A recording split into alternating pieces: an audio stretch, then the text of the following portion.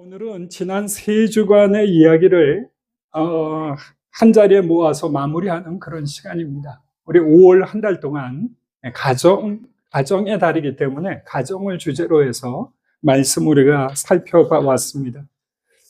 가정의 문제를 생각하기 위해서 우리가 창세기의 세 군데 본문을 가지고 야곱의 가정을 들여다보았죠. 그런데 솔직히 말씀드리면 야곱의 가정은 우리가 보고 나니까 모범 가정은 아니라는 것입니다. 편애하는 부모, 사랑받지 못하는 아내, 그리고 서로 갈등 관계에 빠져 있다가 결국은 노예로 서로 팔아버리는 그런 형제 관계를 보여주는 그런 가정 안에서 일어날 수 있는 거의 모든 험한 문제들이 이 야곱 가정 안에 있습니다. 그렇다면 왜 성경은 이런 망가진 가정 이야기를 그렇게 많은 분량을 들여서 길고 자세하게 기록하는 걸까요? 한 가지 이유가 있습니다. 이 이야기, 즉 야곱 가정의 이 이야기는 야곱 가정만의 이야기가 아니라 우리 가정의 이야기이기도 하기 때문에 그렇습니다. 그리고 동시에 이 깨진 가정 한가운데서 일하시는 하나님을 드러내기 위해서이기도 합니다. 오늘 그 이야기를 함께 마무리하려고 합니다. 우리가 지난 세 번에 걸쳐서 제가 PPT를 넘길 수 있도록 해주세요. 네, 제가 이거.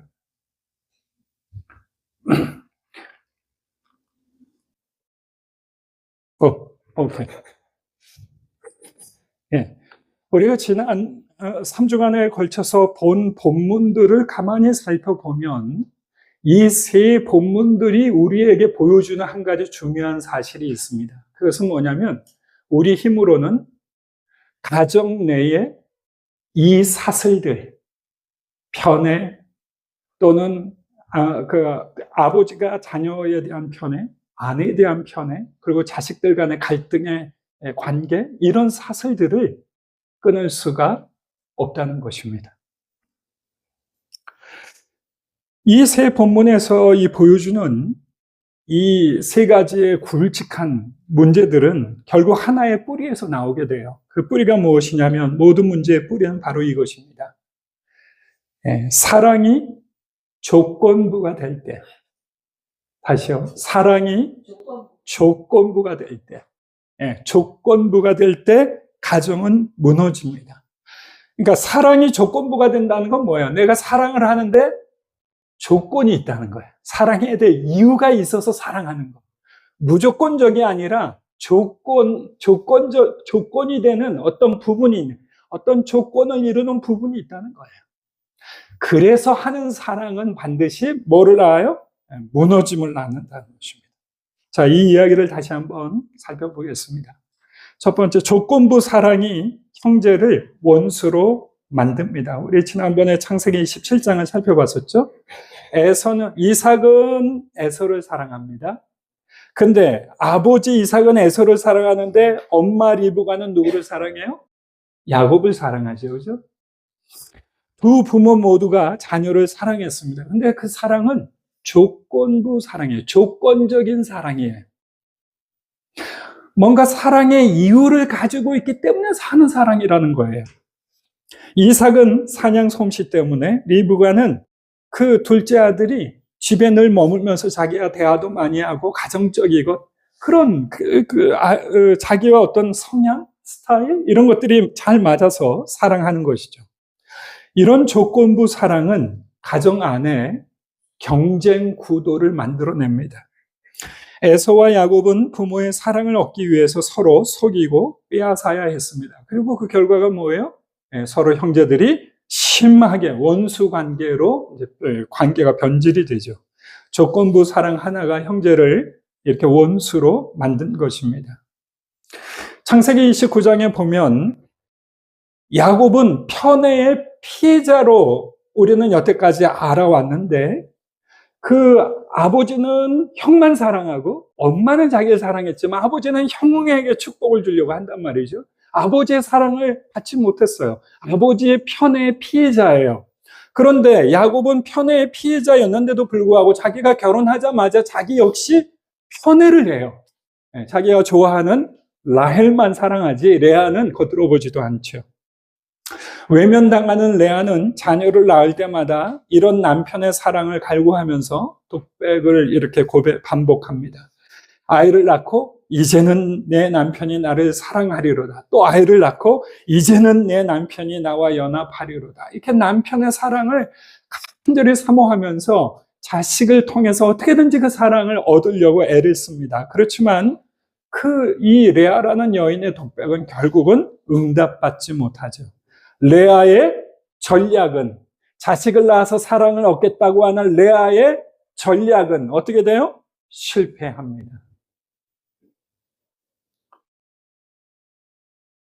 자녀 출산이라는 전략은 남편의 마음을 얻기 위해서 한 것이지만 결국 인간적인 이런 전략은 사랑받지 못하는 고통을 해결하지 못합니다.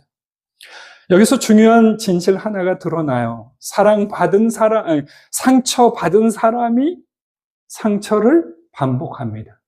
편애를 경험한 사람이 편애를 반복합니다. 사람이 자기 안에 있는 이 죄의 문제를 해결하지를 못해요. 창세기 37장 우리가 또 세 번째로 살펴보면서 가족의 죄가 대물림되는 모습을 살펴보았습니다.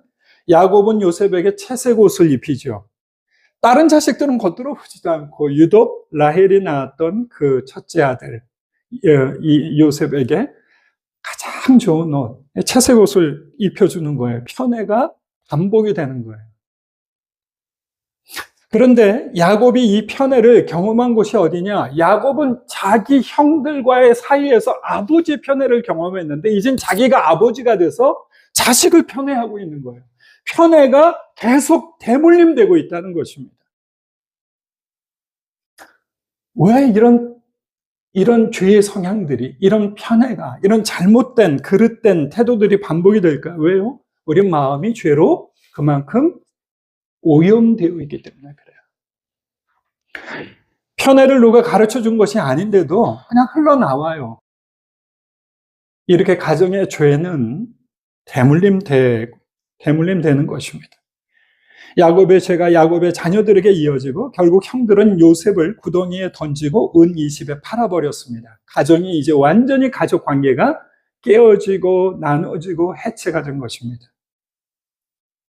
이런 모습을 보면서 앞선 이 창세기 세 본문이 우리에게 던져주는 결론이 있어요.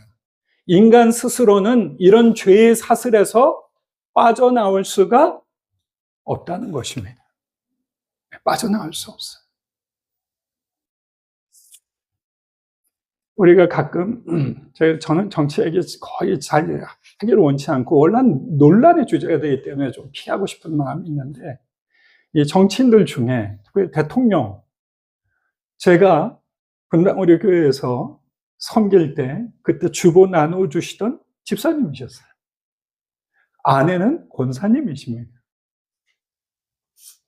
그 밑에 수많은 장관들이 있습니다. 국회의원들이 있습니다. 거기 수많은 크리스찬들이 있고 장로님들이 계십니다. 그렇다고 해서 왜 나라가 정말 기독교적인 가치관을 가지고 흘러가는가? 굉장히 그거는 또 별개의 문제인 것 같아요. 다 하나님을 알지만 하나님을 아는 아브라함, 이삭, 야곱 다 하나님을 아는 그런 가족이었지만은 이 안에 여전히 죄의 사슬이 반복되고 있다는 거예요.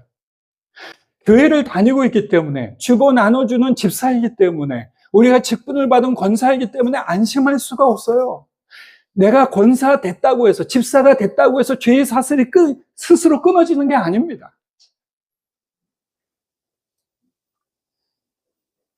조건부 살한, 상처의 반복, 대물림되는 파국, 우리의 죄의 이 사슬은 우리 힘으로 끊을 수가 없어요. 야곱은 편애가 나쁜 것임을 누구보다도 자신은 처절하게 경험했던 사람이에요. 형의, 아버지의 그 사랑의 눈길이 늘 형한테 가 있었으니까. 그는 피해자였습니다. 편애가 얼마나 나쁘고 소름 끼치는 것인지 그가 경험했어요. 형이 자기를 죽이려고 했으니까. 그런데도 그 자신은 자녀들에 대해서 또 편애를 하는 거예요. 이것은 단순한 도덕적 실패가 아닙니다. 인간이 스스로 빠져나올 수 없는 죄의 사슬 문제라고 하는 것이에요. 하나님이 오늘 성경은 오늘 본문, 우리가 조금 전에 읽었던 본문을 보니까 이 본문이 우리에게 이렇게 말합니다. 이렇게 이 자리에서 무너짐을 경험하고 죄를 경험하고 이 끊을 수 없는 사슬을 경험하는 우리 가정의 문제 앞에서 하나님이 우리에게 던져주시는 아주 희망 섞인 말씀 한마디 여기 톡 담겨 있어요. 그게 뭐예요? 하나님이 선으로 보신다. 할렐루야. 그래서 우리가 나라를 위해서도 교육을 위해서도 기도를 많이 해야 합니다. 편애했고 외면했고 상처를 대물림했고 그 결과 지금 그 결과를 살고 있는 분들이 야곱의 집에서만 있는 것이 아니라 우리에게도 사실 있어요. 우리도 편애를 하고 우리도 사실 누군가보다 편애하다 보면 누구도 외면하게 되고 우리 안에도 수많은 상처들이 가정 안에 대물림되고 있는 것이 현실입니다. 그런데 그런 우리를 향해서 주님은 창세기 50장을 던져주시는 거예요. 선으로 바꾸시는 하나님이 계시다는 것입니다. 야곱이 죽고 나서 형들이 두려워합니다. 형들은 요셉을 직접 찾아오지를 못해요. 자, 여기 본문에 보면 이렇게 되어 있습니다. 요셉의 형제들이 그들의 아버지가 죽었음을 보고 말하되 요셉이 혹시 우리를 미워하여 우리가 그에게 행한 모든 악을 다 갚지는 아니할까 하고 요셉에게 말을 어떻게 해요? 전하여. 직접 말한 게 아닙니다. 누군가를 통해서 전한 겁니다. 그리고 나서 이 말을 듣고 나서 요셉이 눈물을 흘리며 형제들이 자신의 그 사랑과 화해의 진정성을 다 받지 못하고 아직도 두려워하는 것을 보면서 측은히 여기는 눈물을 흘리자 그 눈물의 소식을 듣고 비로소 18절에 보면 친히 나와요. 그때서 비로소.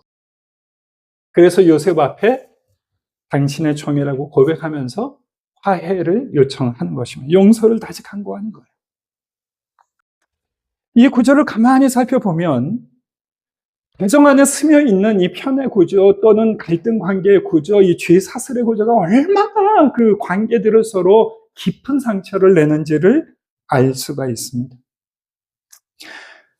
이 형제들은 요셉에게 당신의 아버지가 돌아가시기 전에 명령하여 이르시기를 요셉에게 이같이 전하라.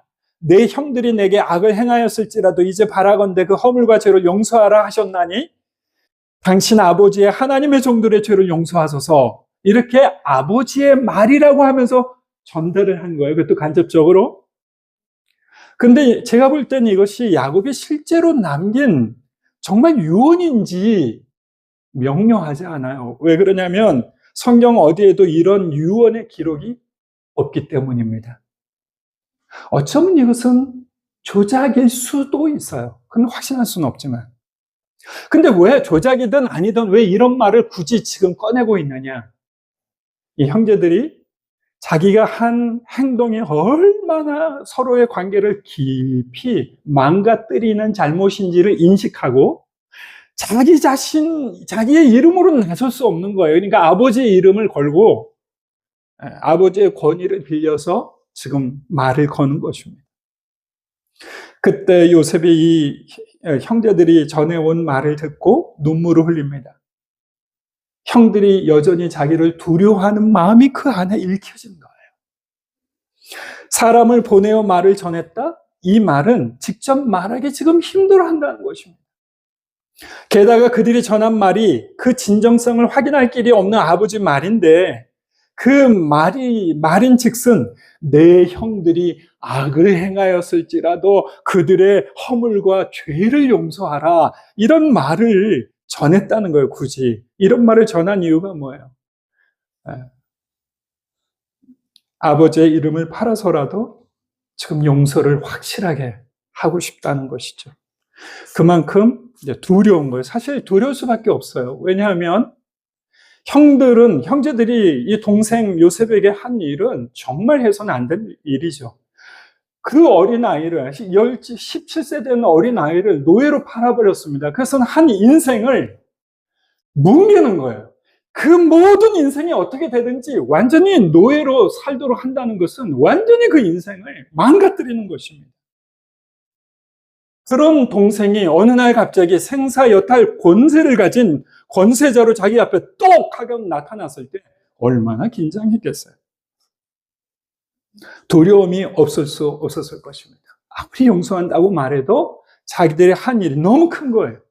그런데 이런 상황에서 요셉이 우는 것을 보고 동생 안에 우리를 불쌍히 친히 여기는 마음이 있구나 확인하고 그 앞에 나와서 용서와 화해를 구하고 있는 것입니다.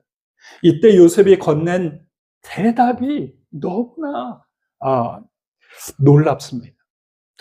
보면 이렇게 되어 있습니다. 19절에 요셉이 그들에게 이르되 두려워하지 마소서 내가 하나님을 대신하리이까. 다시요. 내가 하나님을 대신하리이까. 이게 무슨 뜻일까요? 여러분, 사람이 무슨 행동을 하든지 그 행동의 심판자는 궁극적으로 하나님이십니다. 근데 그 하나님께서 요셉을 이끄시고 때로는 구렁텅이로 처박혔는데 그 모든 상황과 환경을 주께서 인도하셔서 그를 사람을 살리는 리더십으로 주님이 그를 높이 세우셨어요. 사람의 생명을 살리는 리더십, 민족들을 살리는 리더십으로 세우셨어요. 그래서 요셉은 이 모든 과정을 통해서 자기의 삶을 이끄시고 함께 하셨고 돌보시고 그리고 가족들과 온 나라 사람들을 살리시는 그 하나님의 손길을 경험했기 때문에 이렇게 사람을 살리는 사람으로 나를 세우신 하나님이 여기 계신데 내가 어째 하나님의 뜻을 거슬려서 스스로 하나님 저기 계신데 내가 심판자가 돼서 내 기분에 맞춰서 심판하려고 제가 어떻게 할 수 있겠습니까? 여기 심판자가 계신데 어찌 내가 심판자 노릇을 하겠습니까? 이분이 긍휼을 베푸셨는데 내가 그 긍휼과 사랑을 입은 자로서 내가 어떻게 정죄하고 비난하고 그리고 그를 목숨을 취하겠습니까? 이렇게 그의 마음을 표현하는 것이에요. 요셉의 인생을 붙들어 오신 하나님에 대한 깊은 경험과 인식이 이 요셉의 때때로는 너무 힘들고 분노하고 형을 이해할 수 없어서 굉장히 마음속에 어쩌면 화도 났을 거예요. 마음을 속 하나님을 경험하면서 13년 동안 계속 경험하면서 녹아진 것입니다. 용서가 그래서 가능했던 것입니다. 요셉은 그가 받은 은혜를 생각하면서 이렇게 선언했습니다. 당신들은 나를 해하려 하였으나 하나님은 그것을 선으로 바꾸사 오늘과 같이 많은 백성의 생명을 구원하게 하시려 하셨나니 당신들은 두려워하지 마소서. 내가 당신들과 당신들의 자녀를 기르리이다. 감동적이지 않습니까? 이런 하나님께서 우리 삶에도 함께 계십니다. 할렐루야.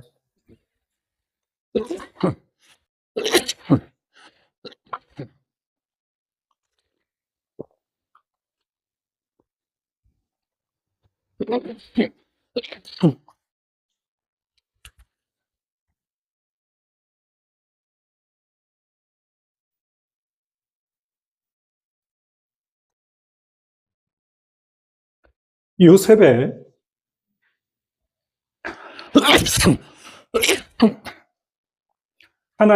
하나님에 대한 모든 악을 선으로 바꾸시는 이 하나님에 대한 이 고백, 이 놀라운 선언은 그 이후에 계속 이어지는 수많은 구원의 역사 속에서 반복되고 또 반복됩니다. 끊임없이 반복돼요. 우리가 구약 성경을 읽다 보면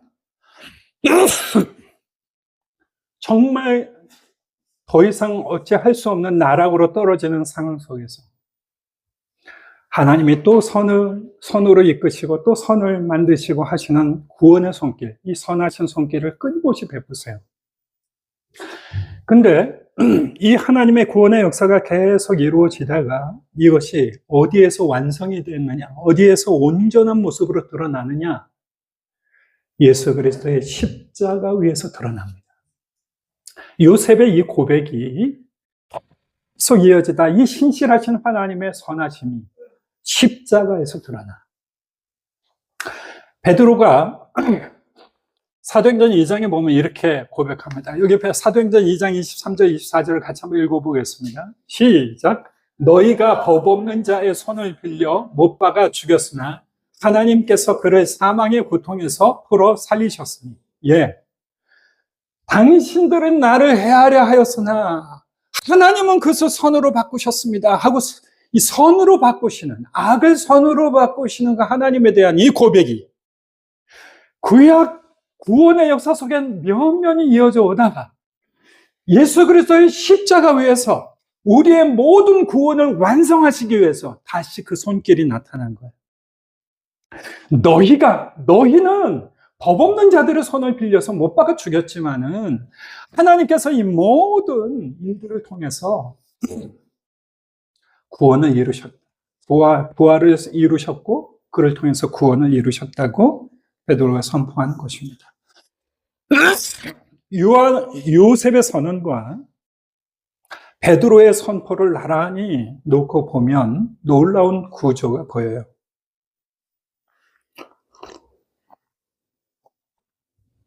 형제들은 요셉을 해하려 했습니다. 유대인들도 그리스도를 못 박았습니다.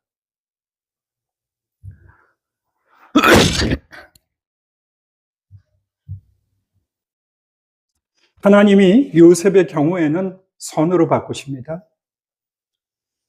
그리스도의 경우에는 죽음을 부활로 바꾸십니다. 요셉은 많은 생명을 살렸습니다. 그런데 그리스도는 우리 모두를 구원하십니다. 이거 잠깐 좀 꺼주실래요? 뭘 껐는지 모르겠지만. 구조가 같아요. 방향이 같아요. 이 흐름이 같아요. 다르게 표현하면 요셉의 이야기는 장차 십자가 위에서 하나님께서 놀랍게 이루실 그리스도 이야기의 예고편이라는 것입니다. 인간이 꾀한 가장 큰 악을 하나님은 가장 큰 선으로 바꾸신 것입니다. 그 결과로 그리스도께서 십자가에서 죄의 사슬을, 그렇게 우리가 노력해도 끊을 수 없었던, 끊임없이 반복됐던 죄의 사슬이 끊어진 것입니다. 할렐루야. 다 죄의 사슬을 별로 심각하게 경험을 못 하셨나 보죠? 이걸 생각하면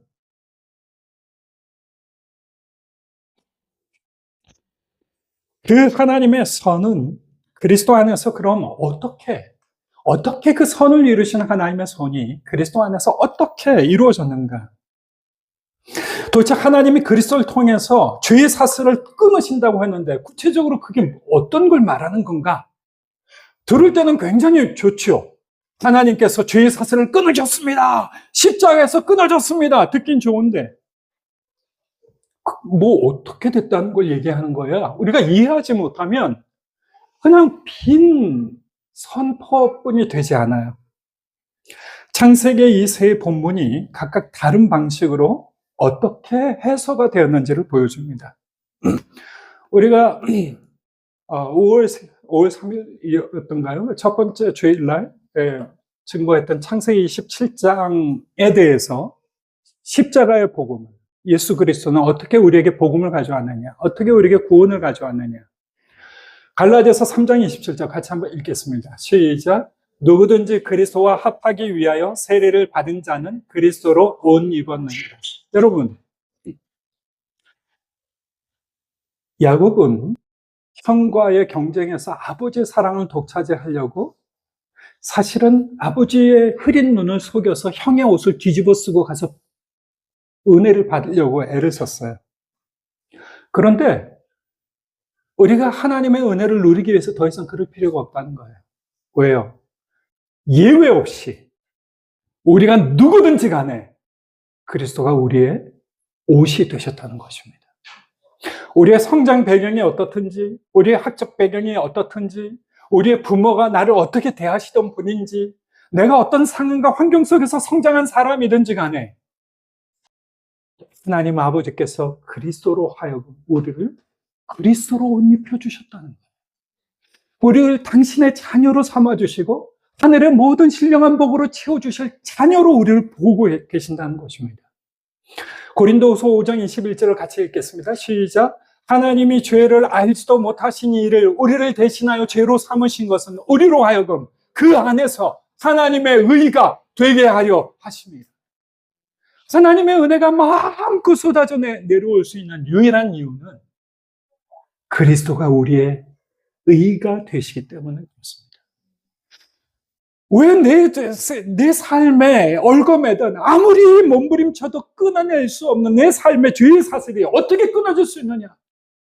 내가 잘나서가 아닙니다. 내가 똑똑해서가 아닙니다. 내가 경건하고 내가 특별히 기도의 능력이 세서가 아닙니다. 나를 긍휼히 여기서 나에게 당신을 옷 입혀주신 그리스도 그분 때문에 그분의 이름으로 드려지는 내 기도를 들으시고 죄의 사슬을 끊어주시는 것입니다. 창세기 29장에 갈등하는 가정이 있는데 그리스도께서 이 가정에게 어떻게 구원을 허락하시는가? 로마서 5장 8절 같이 읽겠습니다. 우리가 아직 죄인 되었을 때 그리스도께서 우리를 위하여 죽으심으로 하나님께서 우리에 대한 자기의 사랑을 확증하셨느니라. 하나님께서 우리에 대한 자기의 사랑을 확증하셨느니라. 라헬과 레아의 경제에서 레아는 라헬의 경쟁이 되지 못했어요. 자식을 아무리 낳아도 그 남편의 사랑을 얻는 문제에 있어서는 경쟁이 되지 못했습니다. 늘 소외되었습니다. 늘 변두리였습니다. 근데 주님이 우리에게 말씀하시는 거예요. 하나님은 너를 위해서 나를 십자가에 내어놓을 만큼 당신의 사랑을 증거한다. 하나님의 사랑이 여기 있다고 우리에게 확증해 주신다는 것입니다. 에베소서 2장 13절을 읽겠습니다. 시작. 이제는 전에 멀리 있던 너희가 그리스도 예수 안에서 그리스도의 피로 가까워졌느니. 우리는 서로 사실은 유대인과 이방인처럼 우리 서로는 서로 남남이었어요. 그러나 그리스도 안에서 이제는 서로 형제 이상으로 사랑하고 형제 이상으로 섬기는 한 몸 공동체가 되었다는 것입니다. 내가 아픈데 저기서 울면서 기도하는 거예요. 내가 힘든데 저기서 헌신하고 물질을 공급하는 거예요. 지난 한 주간도 지원 형제 아팠을 때 여러 성도들이 열심히 기도해 주시는 모습을 보면서 너무 감사했어요. 그리고 이 형제를 어떻게 도울 수 없을까? 막 마음을 모아주는 것에 대해서 너무 감사했습니다. 왜 그런 일이 벌어졌을까요? 그리스도 안에서 그리스도의 피로 우리가 가까워졌기 때문에 그렇습니다. 그래서 교회 공동체는 누군가를 배척하고 누군가를 도외시하고 하면 안 돼요. 그리스도의 피 안에 있는 자들을 한 몸 공동체로, 한 몸처럼 사랑하는 것이 우리의 공동체인 줄 믿습니다. 아무 조건 없이 그리스도가 우리의 모든 자격이 되시고 조건이 되셨기에 누리는 은혜인 것이죠. 여러분, 창세기 37장에서 형제들이 아버지의 편애를 받고 색동도 어렵고 막 그런 채색 옷을 입는 아들의 시기에서 팔아버렸습니다. 노예로 그 인생을 완전히 지우려고 했습니다. 그런 깨어진 가정을 향해서 그리스도께서 오셨습니다. 그리고 로마서 8장 28절에 이렇게 말씀하시는 것 같이 한번 읽어보겠습니다. 우리가 알거니와 하나님을 사랑하는 자, 곧 그의 뜻대로 부르심을 입은 자들에게는 모든 것이 합력하여 선을 이루느니라. 하나님을 사랑하고 하나님의 부름을 받아 하나님의 자녀들은 모든 것이 합력하여 선을 이루느니라. 형제들이 나를 판다고 해도 주님은 그것을 통해서 선을 이루실 거고, 그리스도에서 은 30에 팔리셨던 그리스도에게서 보여주셨듯이 우리의 인생도 절대로 포기하지 않으실 것이다. 나아가서 인생이 가장 흔들리고 힘들고 어렵고 갈라지고 깨어지는 그 상황 속으로 주님 오셔서 드디어 그 상황 자체가 주님의 구원 역사를 써 가시는 첫 페이지로 삼으실 것이다. 이게 성경이 우리에게 가르쳐 주시는 것이에요. 그렇기 때문에 우리 집에서 반복되는 죄의 대물림, 끊임없이 반복되는 죄의 사슬, 오직 그리스도 안에서만 해결되는 것입니다. 그래서 세 본문이, 구약 창세기 세 본문이 가리키는 것은 시종려의 십자가에서 우리를 위해서 달리신 예수 그리스도, 그분으로 말미암아 우리가 이 사슬을 벗어날 수 있다고 가르쳐 주는 거예요. 그리스도는 조건부 사랑으로 가정이 무너질 때 그리스도는 조건 없이 자기 목숨을 내어주셨습니다. 외면당하는 고통이 해결되지 않을 때 그리스도는 외면당하는 자의 자리로 오셨습니다. 대물림의 사슬이 끊어지지 않을 때 그리스도는 그 파국 한가운데에 오셔서 십자가로 구원의 섭리를 이루시고 하나로 연합시키셨어요. 그리스도는 가정 문제를 위한 처방전이 아닙니다. 파국의 그 자리가 그리스도의 구원 이야기가 시작되는 그 하나님의 거룩한 손길, 그 손길은 단지 하나의 처방전이 아니고 그분은 우리 인생, 우리 가정에 들어오시는 전문의, 의사 선생님 자체이신 것이에요. 그래서 그분은 우리의 삶의 문제에 깊이 다가오셔서 고쳐가시는 것입니다. 그렇다면 이 의사이신 그리스도께서 우리 가정 안에서 구체적으로 어떻게 일하시는가? 저는 세 가지만 간략하게 살펴보고 설교를 정리하겠습니다. 첫 번째는 그리스도께서 우리 가정에 오셔서 하시는 첫 번째 일이 뭐냐면 시선을 돌리신다는, 우리의 시선을 우리가 의지했던 것에서 하나님께로 우리의 시선을 어떻게 해요?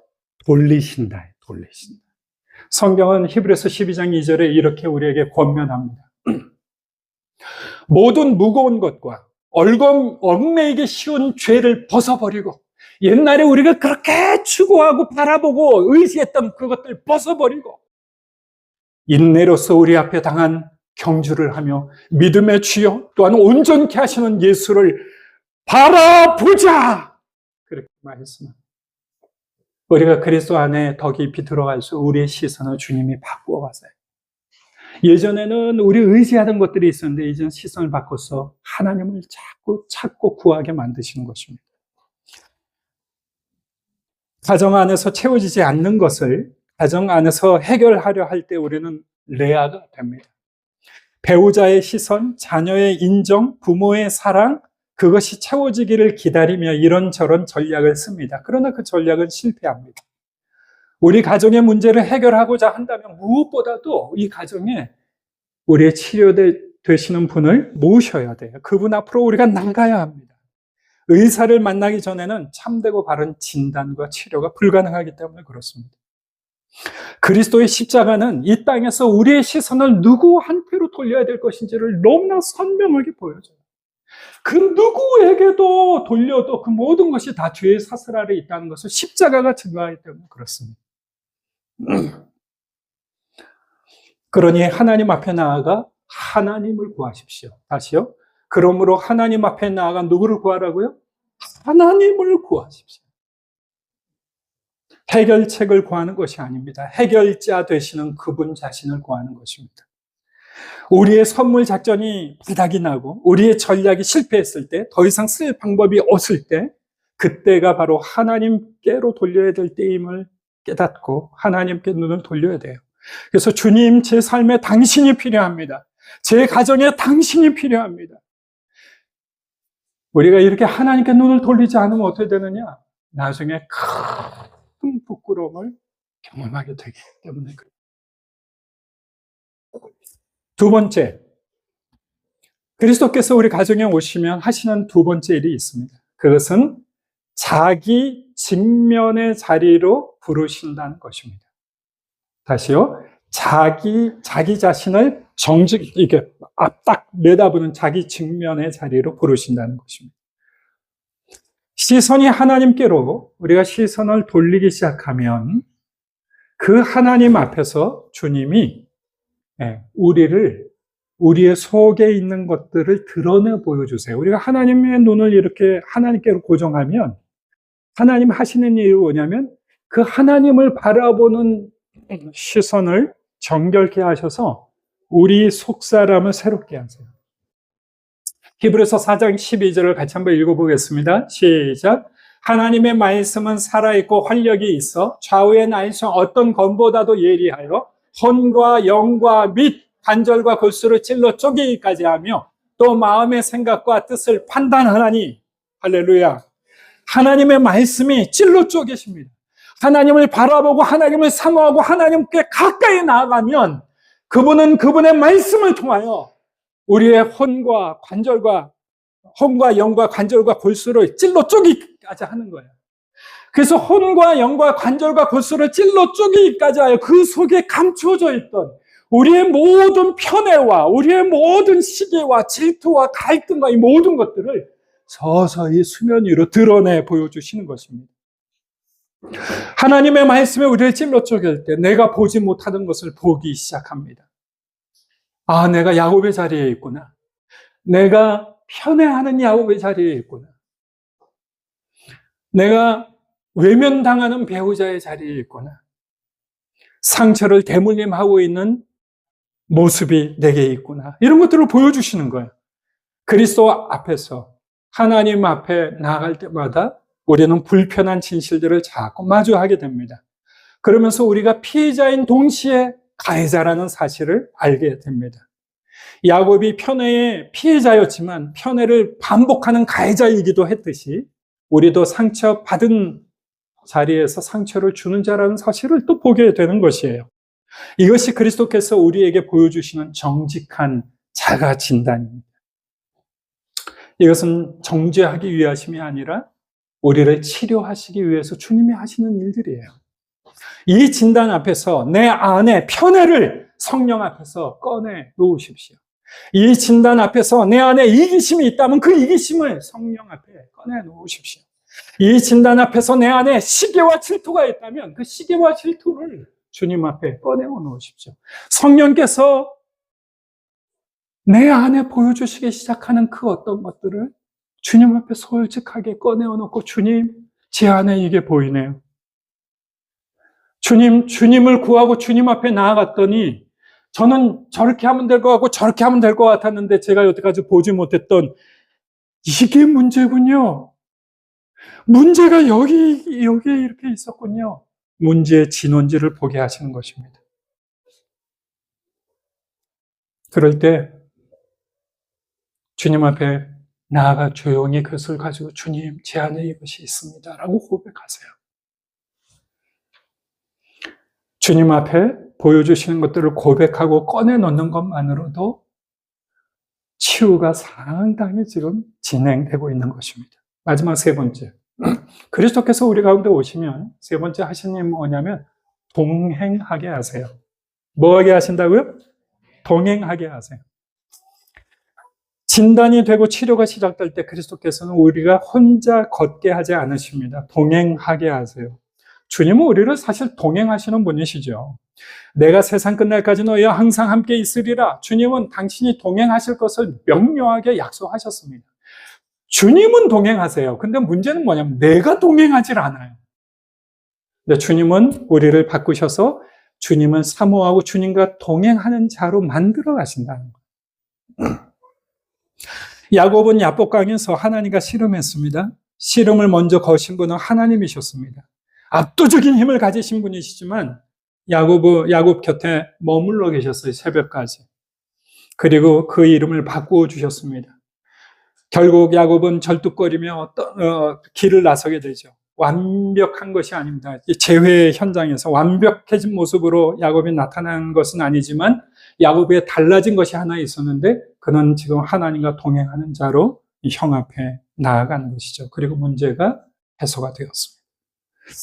그러니 우리가 기도하면서 주님과 동행하기를 사모하고 주님과 동행하는 훈련을 하는 것이 굉장히 중요해요. 기도 중에 만약에 내 마음속에 어떤 사람이 떠올라요. 아, 내가 그 사람을 자꾸 외면했었구나. 그 사람을 조금 하나님 그리스도의 심장으로 제대로 대하지 못했구나. 이런 어떤 무관심했던, 외면했던 사람들이 떠오르게 되면 여러분 그분에게 전화하셔서 밥 한 끼 대접하세요. 다시요. 내 가족이라도, 내 딸과 아들이라도 개인적으로 만나셔서 밥 한 끼 사주세요. 이게 무슨 말인가? 같이 맨날 밥 먹는데. 그럴지 모르겠지만은, 그렇지 않습니다. 개인적으로 불러서 뭔가 나와 관계가 흐트러지고 상한 형제를 불러서 같이 밥 한 끼 먹으면서 여기서 이제 중요한 거 하나 있어요. 들어주세요. 야, 너 그때 그렇게 한 거 그러면 안 돼. 뭐 이렇게 말할 필요가 없어요. 주님의 귀가 되셔서 잠잠히 그의 마음속에 얽히고 설킨 그 마음을 그냥 들어주세요. 내가 무슨 정답을 제시하지 않아도 좋아요. 정답은 내가 만들어내는 것이 아니에요. 나와 함께 계신 주님이 정답으로 이끌어 가실 거예요. 그러면 나는 장을 만들고 귀를 넓게 열어주기만 하면 그 친구가 알아서 고백하고 알아서 치유가 시작이 돼요. 관계가 알아서 서서히 주님 손에 의해서 치유가 되고 화해가 이루어지는 것이에요. 그래서 그의 말을 공감해주고 호응만 해주는 것만으로도 넉넉히 우리의 역할을 다 하는 것입니다. 마지막으로 시간이 좀 지났지만 크리텐붐 여사 얘기를 조금 하고 할까 하다가 이건 다음 시간에 하죠. 너무 시간이 지났어요. 좋은 얘기라도 길면 또 그럴 것 같아서. 자, 결론을 내겠습니다. 당신들은 나를 해하려 하였으나 하나님은 그것을 무엇으로 바꿔요? 선으로 바꾸신다는 거예요. 크리텐붐의 고백처럼 우리가 할 수 없는 그곳에서 하나님은 시작하십니다. 우리는 할 수 없어요. 그러나 주님이 하세요. 또 주님이 하게 하세요. 우리 가정의 편애, 외면, 상처, 대물림, 하나님은 그 모든 것을 그리스도 안에서 선으로 바꾸고 계십니다. 이 주님의 은혜가, 이 그리스도의 은혜가 우리 사랑하는 성도 가정마다 함께 하시기를 축복합니다. 우리 아까 불렀던